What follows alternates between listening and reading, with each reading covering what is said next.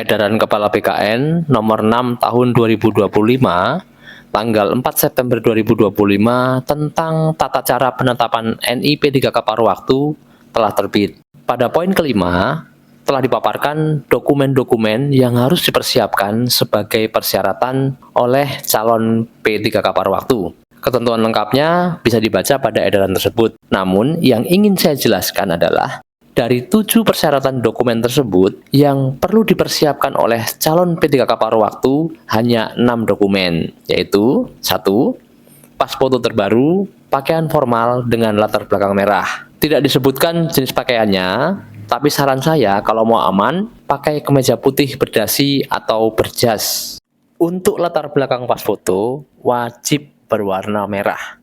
Selain warna merah, pasti akan ditolak. 2. Scan ijazah asli, wajib di-scan lengkap dan wajib jelas terbaca.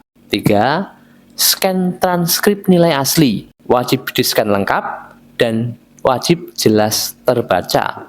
4. Surat pernyataan 5 poin. Untuk surat ini, contoh formatnya ada pada pengumuman resmi instansi. Silakan di-download pada website resmi instansi tempat melamar dan jangan menggunakan format dari instansi lain.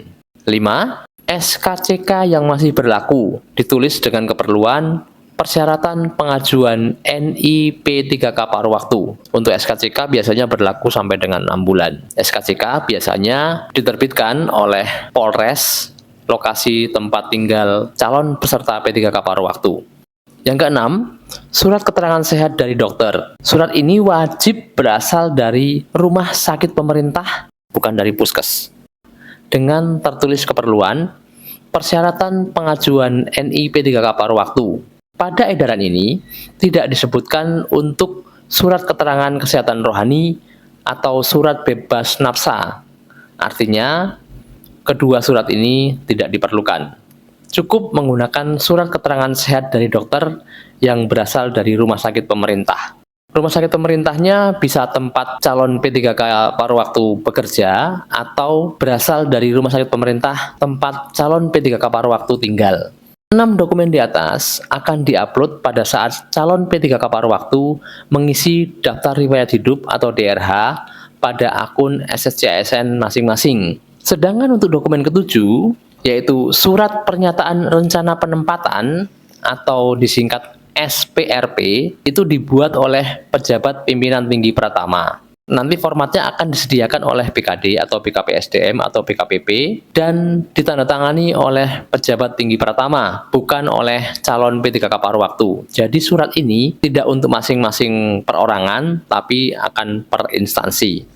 Untuk jadwal pengisian DRH, sampai dengan video ini dibuat, fitur pengisian DRH belum diaktifkan pada SSCASN. Meskipun demikian, saya memiliki beberapa saran. Yang pertama, 6 persyaratan di atas sudah bisa mulai dipersiapkan untuk menghindari antrian pada lokasi-lokasi tempat dibuatnya surat keterangan tersebut.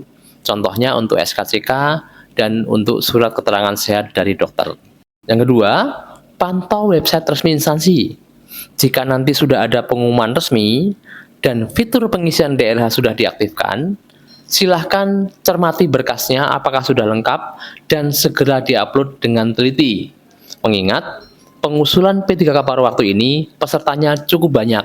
Berdasarkan pengalaman, biasanya jalur online pengisian DRH akan lancar pada awal-awal periode pengisian dan akan semakin padat ketika mendekati akhir periode pengisian. Jadi silahkan manfaatkan waktu sebaik-baiknya. Jangan sampai DRH Anda belum terisi dan jalur online pengisian DRH sudah sangat padat. Untuk waktu pengisian saya sarankan mungkin menjelang tengah malam atau sebelum subuh atau sekitar subuh. Itu biasanya akan lebih lancar dibandingkan dengan waktu-waktu pagi, siang, atau sore hari. Oke, selamat berjuang.